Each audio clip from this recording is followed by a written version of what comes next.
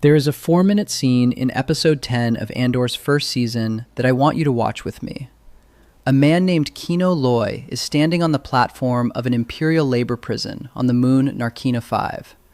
He has spent the entire previous 9 episodes refusing to participate in the escape plan one of his fellow prisoners has been quietly building. He is the floor manager.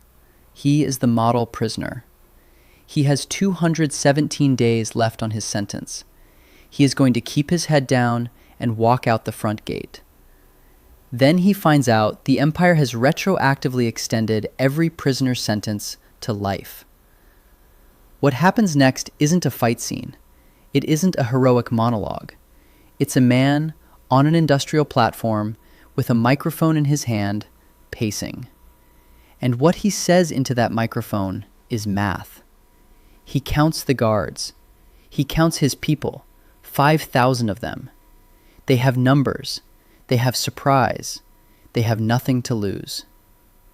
That is the most adult moment in any Disney Star Wars production. There are no laser swords. There are no chosen ones. There is no prophecy. There is a man counting guards, doing arithmetic, and convincing 5,000 other men to bet their lives on the math. That is what every Disney Star Wars production was supposed to feel like. And tonight, I want to show you why this one, only this one, actually did. Disney has made 12 Star Wars projects since 2015. 11 of them treated Imperial occupation as atmosphere, stormtroopers as furniture, tyranny as backdrop. Andor treated it as a system, with mechanisms, personnel, institutional logic, and a paper trail going back to 1989. The difference is 3 specific choices. Those choices didn't require genius. They required homework that the rest of the catalog refused to do. The Empire that appears in Andor's first 2 episodes doesn't arrive in white armor. It arrives in a corporate office on Morlana 1, in the person of Chief Inspector Hine of the Pre-Mor Authority Security Forces. 2 Pre-Mor officers have been found dead in the Morlana 1 Entertainment District. Deputy Inspector Cyril Karn wants to investigate. Hine wants him to stop. The reason? Those officers were at a brothel when they died. Acknowledging the circumstances exposes that Pre-Mor personnel were on that kind of time. Corporate reputation is at stake. Revenue flows are at stake. Criminal accountability isn't, at least not from Hine's perspective.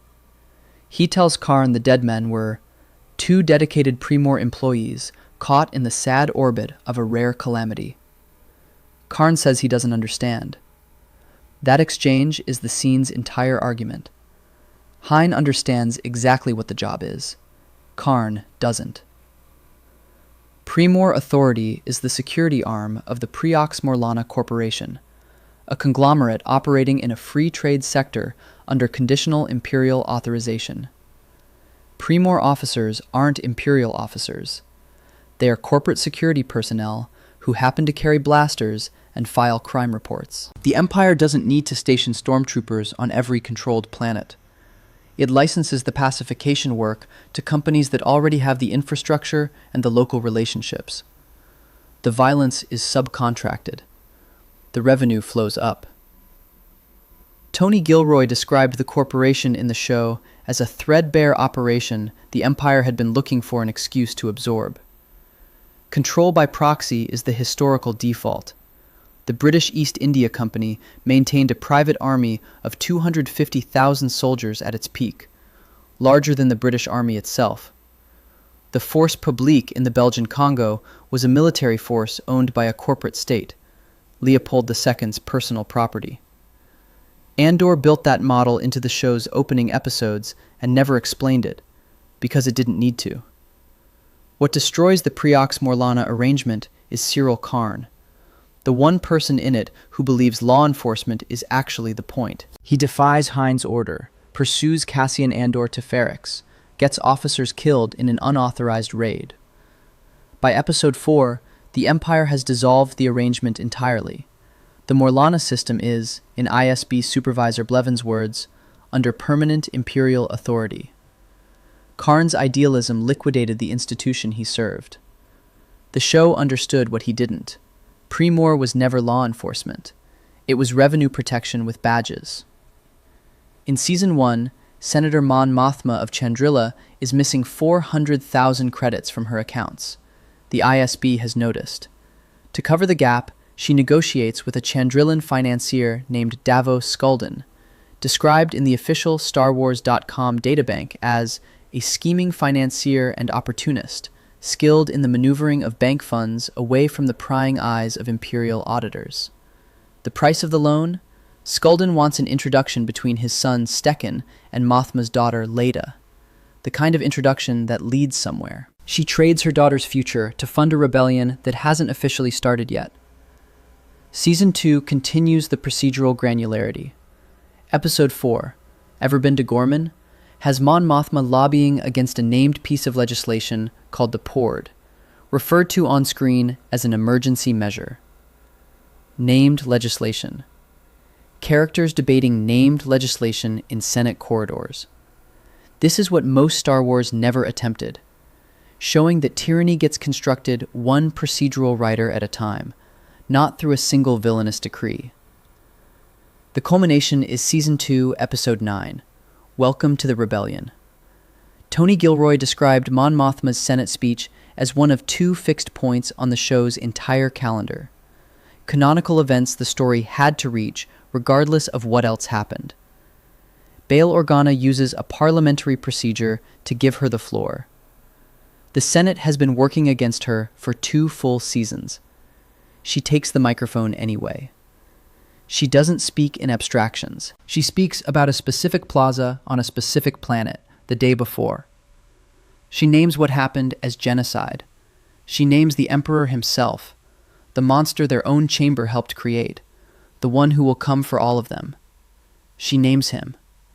She flees the planet before the ISB can arrest her. That speech lands because the show spent 2 seasons making the legislative process feel like a machine that grinds people into shapes they never planned. It carries the weight of Nemik's manifesto from Season 1, a written document passed between rebels, whose central line reads, "Tyranny requires constant effort. It breaks. It leaks. Authority is brittle. Oppression is the mask of fear." Nemik wrote that in hiding. Mothma says it's equivalent in the Senate. That is a 2-season arc compressed into 1 chamber.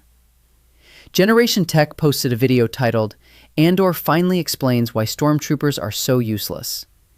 The comments section filled with viewers working through the doctrinal analysis themselves. The same pattern held across vastly different channel scales. Star Wars UK's Andor Bureaucracy breakdown. Film Obsessed at 12,000 subscribers. Eckhart's Ladder at over 1 million. Andor analysis videos dramatically outperformed each channel's baseline. People weren't consuming this show as escapism. They were consuming it as political philosophy with spaceships, and they were doing the annotation work themselves. Season 2, Episode 8, Who Are You?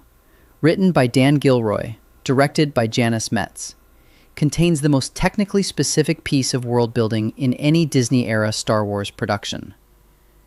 The Empire does not deploy stormtroopers to Palmo Plaza on Gorman. It deploys Imperial security troopers, a specialization of the Imperial Army, in black fatigues and armor, distinct from the Stormtrooper Corps in training, doctrine, and organizational chain. The troops on that plaza are inexperienced rookies. They were positioned there because inexperienced troops panic. The StarWars.com episode breakdown for the Gorman arc is explicit about what follows. It's a single blaster shot, not Cassian's, but an Imperial sacrificing one of their own, that truly brings the fight to Gorman. The rookies break and shoot into the crowd. The Imperial Army provides the disposable element. The Stormtrooper Corps remains the Emperor's reliable force, preserved for operations where fanatical loyalty matters. Green Army troops get killed by their own side sniper. The Empire gets its atrocity. Gorman gets blamed. That doctrinal split between Imperial Army and Stormtrooper Corps has been in licensed Star Wars material since 1989. The West End Games Imperial Sourcebook, WEG stock number WEG 40006, authored by Greg Gordon, published October 1989, explicitly established the Stormtrooper Corps as a distinct organizational branch, separate from the standard Imperial Army, able to operate across both Army and Navy command structures. Stormtroopers were never the standard foot soldier. They were the Emperor's personal enforcement arm. The Army handled occupation, vehicle operation, and the unglamorous work of holding territory with lower quality personnel. Gilroy named the connection himself in a StarWars.com interview published May 2025. A planet that had existed in the galaxy since 1990, Gorman was first mentioned in a West End Games RPG sourcebook. The Ringer published a piece that same month calling the Gorman lore connection a hidden 35-year-old origin story. It wasn't hidden. It was sitting in a role-playing supplement that the rest of Disney's catalog chose not to open. The Force Awakens introduced the First Order as a galactic military capable of constructing Starkiller Base, but named no budget, no recruitment system, and no supply infrastructure. J.J. Abrams described the organization as built on people who idolized the bygone empire as a model of order, stability, and jingoism. The film provided no mechanism by which that admiration translated into functional logistics.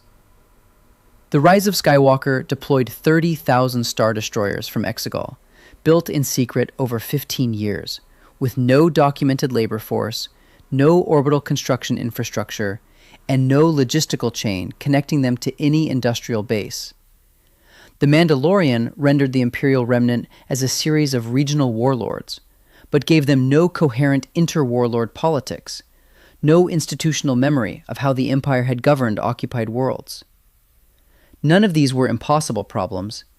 The material to solve them existed in 1989. A tabletop role-playing supplement, authored by Greg Gordon, documented the organizational logic of Imperial control, the distinction between elite stormtrooper deployment and workaday Army occupation. What Disney's catalog produced across 11 projects wasn't the consequence of an impossible task. It was the consequence of not opening the book. In Season 2, Episode 9, Mon Mothma stands before the Imperial Senate. 2 seasons of procedural accumulation, the missing credits, the arranged marriage, the named legislation, the ISB surveillance, have built to this chamber. Bail Organa uses a parliamentary procedure to open the floor. She speaks. Hold on that image. A half-empty legislature where tyranny has been built one emergency measure at a time. 5,000 men on a labor platform making a different calculation with the same arithmetic. Both scenes operate on the same logic, that the only thing tyranny can't survive is people willing to say out loud what everyone already knows, loudly enough to make it real. One show built that argument from the ground up. 12 were made. One did the work. Disney made 12 Star Wars projects in 12 years. 11 of them treated world building as decoration. One of them treated it as the work. The work is the difference. Subscribe for more stories like this.